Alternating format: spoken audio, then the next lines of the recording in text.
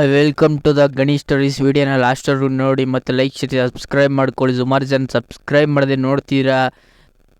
ಸುಮಾರು ಮ್ಯಾಚ್ ನಡೀತು. ಒಟ್ಟಿನಲ್ಲಿ ಇಂಡಿಯಾ ಮ್ಯಾಚ್ ನಡೆದಿದ್ದು, ಒಟ್ಟಿನಲ್ಲಿ ಲಾಸ್ಟ್ ಮ್ಯಾಚ್ ಅನ್ಬೋದು. ಒಟ್ಟಿನಲ್ಲಿ ಈಗ ಫ್ರೆಶ್ ಆಗಿ ಇನ್ನೊಂದು ಮ್ಯಾಚ್ನ ಸೂಪರ್ ಲೀಗ್ ಮೇನ್ ಮ್ಯಾಚ್ಗಳು ಇಲ್ಲಿಂದ ಸ್ಟಾರ್ಟ್ ಸೂಪರ್ 8 ಅನ್ಬೋದು. ಒಟ್ಟಿನಲ್ಲಿ ಸೂಪರ್ 8ಅಲ್ಲಿ ಮೊದಲನೇ ಮ್ಯಾಚ್ ಬಂದ್ಬಿಟ್ಟು ಇಂಡಿಯಾ ವರ್ಸಸ್ ಅಫ್ಘಾನಿಸ್ ಮ್ಯಾಚ್ ಅನ್ಬೋದು. ಒಟ್ಟಿನಲ್ಲಿ ಅಫ್ಘಾನಿಸ್ತರು ಒಳ್ಳೆ ಟೈಟ್ ಮ್ಯಾಚ್ನ ಆಡ್ಸೋರೆ ಅನ್ಬೋದು. ಯಾಕೆಂದರೆ ಇವರು ನ್ಯೂಜಿಲ್ಯಾಂಡ್ ವಿರುದ್ಧ ಗೆದ್ದೋರೆ ಅಂತ ಈ ಕಷ್ಟ ಟೀಮ್ನ ಗೆದ್ಕೊ ಬಂದಿದ್ದಾರೆ. ಅಫ್ಘಾನಿಸ್ತರು ಒಳ್ಳೆ ಟಕ್ಕರ್ನ ಕೊಟ್ಟೋರೆ ಅನ್ಬೋದು. ಒಟ್ಟಿನಲ್ಲಿ ನ್ಯೂಜಿಲ್ಯಾಂಡ್ ವಿರುದ್ಧ ಮ್ಯಾಚ್ನ ಗೆದ್ಕೊ ಬರ್ತಿದ್ದಾರೆ ಅನ್ಬೋದು. ಒಟ್ಟಿನಲ್ಲಿ ಇವರು ಅಫ್ಘಾನಿಸ್ತರು 5 ಮ್ಯಾಚಲ್ಲಿ 4 ಮ್ಯಾಚನ್ನ ಗೆದ್ಕೊ ಬರ್ತಿದ್ದಾರೆ. ಇಂಡಿಯಾದವರು 5 ಮ್ಯಾಚಲ್ಲಿ 5 ಮ್ಯಾಚ್ನ ಗೆದ್ಕೊ ಬರ್ತಿದ್ದಾರೆ.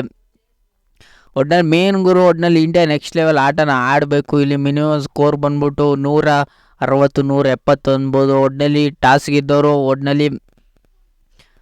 ಗೆದ್ದವರು ಇಲ್ಲಿ ಬೌಲಿಂಗ್ ಆಯ್ಕೆ ಮಾಡ್ಕೋತಾರೆ. ಬ್ಯಾಟಿಂಗ್ ಆಯ್ಕೆ ಮಾಡ್ಕೊಳ್ಳಲ್ಲ. ಇಲ್ಲಿ ಈ ಪಿಚ್ ಬಂದ್ಬಿಟ್ಟು ಒಟ್ಟಿನಲ್ಲಿ ಒಳ್ಳೆ ಬ್ಯಾಟಿಂಗ್ ಪಿಚ್ ಅನ್ಬೋದು. USA ನ್ಯೂಯಾರ್ಕಲ್ಲಿ ಒಟ್ಟಿನಲ್ಲಿ ಈಗ ಆಡಿರೋ ಇಂಡಿಯಾ ಹಳೆ ಮ್ಯಾಚ್ ಎಲ್ಲ ನೋಡೋದಾದರೆ ಒಟ್ಟಿನಲ್ಲಿ ಅಲ್ಲೆಲ್ಲ ಒಳ್ಳೆ ಬೌಲಿಂಗ್ ಪಿಚ್ ಅನ್ಬೋದು. ಇದು ಒಳ್ಳೆ ಬ್ಯಾಟಿಂಗ್ ಪಿಚ್ ಅನ್ಬೋದು. ಒಟ್ಟಿನಲ್ಲಿ ಟಾಸ್ ಗೆದ್ದರು ಇಲ್ಲಿ ಬೌಲಿಂಗ್ ಆಯ್ಕೆ ಮಾಡ್ಕೋತಾರೆ. ಮಿನಿಮಮ್ ಸ್ಕೋರ್ ಬಂದ್ಬಿಟ್ಟು 160 170 ಅನ್ಬೋದು. 160 ಹೊಡೆದ್ರು ಒಂಚೂರು ಕಷ್ಟ ಆಗ್ಬೋದು. 170 180 ಹೊಡೆದ್ಬಿಟ್ರೆ ಒಟ್ಟಿನಲ್ಲಿ ಸೆಕೆಂಡ್ ಚೇಸ್ ಮಾಡೋರಿಗೆ ಸಿಕ್ಕಾಪಟ್ಟೆ ಕಷ್ಟ ಅನ್ಬೋದು. ಒಟ್ಟಿನಲ್ಲಿ ಅಫ್ಘಾನಿಸ್ತಾನವರು ಬ್ಯಾಟಿಂಗಿಂತ ಬೌಲಿಂಗು ಚೆನ್ನಾಗಿದೆ ಅನ್ಬೋದು. ಒಟ್ಟಿನಲ್ಲಿ ಇಂಡಿಯಾನು ಬೌಲಿಂಗಲ್ಲಿ ಚೆನ್ನಾಗಿದೆ, ಅಫ್ಘಾನಿಸ್ತಾನವರು ಬೌಲಿಂಗಲ್ಲಿ ಚೆನ್ನಾಗಿದೆ ಅನ್ಬೋದು. ಒಟ್ಟಿನಲ್ಲಿ ಮೇನ್ ಗುರು, ಒಟ್ಟಿನಲ್ಲಿ ಇಷ್ಟು ಇಂಡಿಯಾ ಒಟ್ಟಿನಲ್ಲಿ ಎಲ್ಲ ಮ್ಯಾಚ್ನು ಗೆದ್ಕೊ ಬರ್ತಿದ್ದಾರೆ. ಒಟ್ಟಿನಲ್ಲಿ ಅಫ್ಘಾನಿಸ್ತಾನರು ಈಸಿಯಾಗಿ ಬಿಟ್ಕೊಡೋದಿಲ್ಲ ಅನ್ಬೋದು. ಒಟ್ಟಿನಲ್ಲಿ ಇಷ್ಟು ಈಸಿಯಾಗಿ ಗೆಲ್ತಾರೆ ಅಂತ ನಾನಂತೂ ಅಂದ್ಕೊಂಡಿರ್ಲಿ.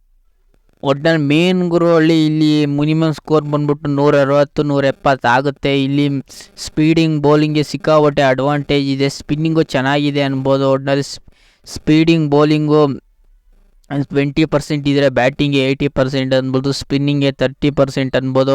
ಒಟ್ಟಿನಲ್ಲಿ ಸ್ಪೀಡ್ ಬೌಲಿಂಗು ಒಳ್ಳೆ ಅಡ್ವಾಂಟೇಜ್ ಇದೆ. ಇಲ್ಲಿ ಟೀಮು ಕಡೆ ನೋಡೋದಾದರೆ ಒಂದು ಚೇಂಜಸ್ ಚೇಂಜ್ ಮಾಡ್ಬೋದು, ಮಾಡದೇನು ಇರ್ಬೋದು. ಒಟ್ಟಿನಲ್ಲಿ ಮೊಹಮ್ಮದ್ ಸಿರಾಜ್ ಬದಲು ಕುಲ್ದೀಪ್ ಯಾದವ್ ಇಲ್ಲ ಬೇರೆಯವ್ರನ್ನ ಆಡೋ ಚಾನ್ಸಸ್ ಸಿಕ್ಕಾಪಟ್ಟೆ ಇದೆ ಅನ್ಬೋದು. ಒಟ್ಟಿನಲ್ಲಿ ಇಂಡಿಯಾ ಬೌಲಿಂಗು ಸಿಕ್ಕಾಪಟ್ಟೆ ಚೆನ್ನಾಗಿ ಕಾಣ್ತಿದೆ.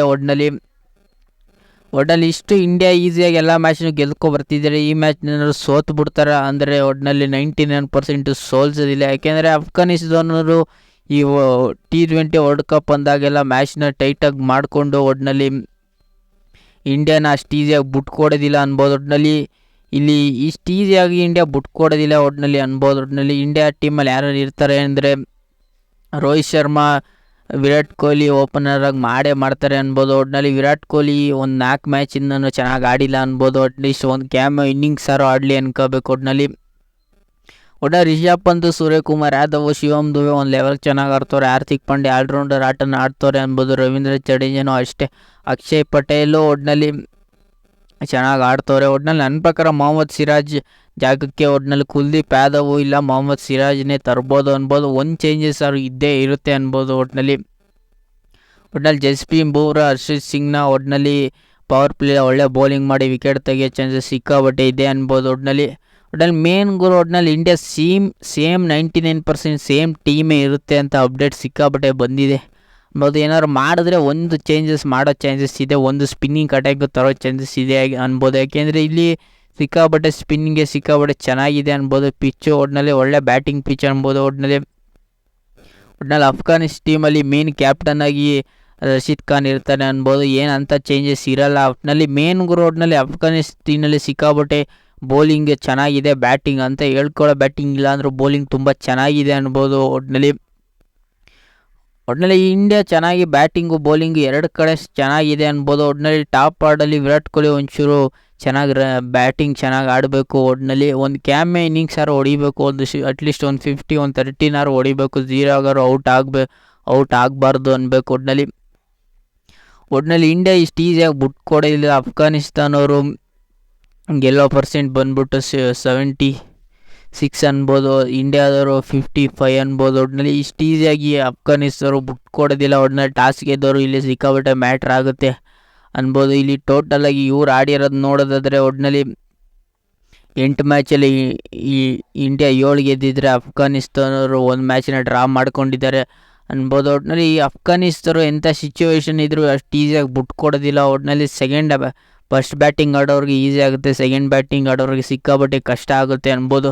ಒಟ್ಟಿನಲ್ಲಿ ಈ ಪ್ರಿವ್ಯೂ ನಿಮ್ಗೇನಾದ್ರು ಇಷ್ಟ ಲೈಕ್ ಸಬ್ಸ್ಕ್ರೈಬ್ ಮಾಡ್ಕೊಳ್ಳಿ. ಒಟ್ಟಿನಲ್ಲಿ ಇಂಡಿಯಾ ವರ್ಸಸ್ ಯಾವುದಾದ್ರು ಬೇರೆ ಮ್ಯಾಚ್ ಬಂದರೆ ನಾನು ಮಾಡೋದಿಲ್ಲ, ಒಟ್ಟಿನಲ್ಲಿ ಇಂಡಿಯಾ ಮ್ಯಾಚ್ ಮಾತ್ರ ನಾನು ಮಾಡೋದು. ಒಟ್ಟಿನಲ್ಲಿ ಈ ಪ್ರಿವ್ಯೂ ನಿಮ್ಗೇನಾದ್ರು ಇಷ್ಟ ಲೈಕ್ ಸಬ್ಸ್ಕ್ರೈಬ್ ಮಾಡ್ಕೊಳ್ಳಿ. ಸುಮಾರು ಜನ ಸಬ್ಸ್ಕ್ರೈಬ್ ಮಾಡದೆ ನೋಡ್ತಿದ್ದೀರಿ, ನೀವು ಒಂದೊಂದು ಸಬ್ಸ್ಕ್ರೈಬ್ ಮಾಡಿದ್ರು ಒಂದೊಂದು ವಿಡಿಯೋ ಮಾಡೋಕ್ಕೂ ಯೂಸ್ಫುಲ್ ಆಗುತ್ತೆ. ಒಟ್ಟಿನಲ್ಲಿ ಇಂಡಿಯಾ ವರ್ಸಸ್ ಅಫ್ಘಾನಿಸ್ತಾನ ಮ್ಯಾಚಲ್ಲಿ ಇಂಡಿಯಾ ಗೆಲ್ತಾರೆ ಅಂತ ಇಷ್ಟ ಆಯಿತು ಅನ್ಬೋದು. ಒಟ್ಟಿನಲ್ಲಿ ಇಂಡಿಯಾ ಗೆಲ್ತಾರೆ ಅಂತ ಒಟ್ಟಿನಲ್ಲಿ ಪ್ರಿಡಿಕ್ಷನ್ ಮಾಡ್ತೀನಿ. ಏನೇ ಆಗಲಿ ಒಟ್ಟಿನಲ್ಲಿ ಇಂಡಿಯಾ ಗೆದ್ದೇ ಗೆಲ್ತಾರೆ. ಒಟ್ಟಿನಲ್ಲಿ ನೆಕ್ಸ್ಟ್ ಲೆವೆಲ್ ಮ್ಯಾಚ್ ಇರಲಿ ಅಂತ ನಾನು ಅನ್ಕೋತೀನಿ. ಒಟ್ಟಿನಲ್ಲಿ ಲೈಕ್ ಶೇರ್ ಸಬ್ಸ್ಕ್ರೈಬ್ ಮಾಡ್ಕೊಳ್ಳಿ.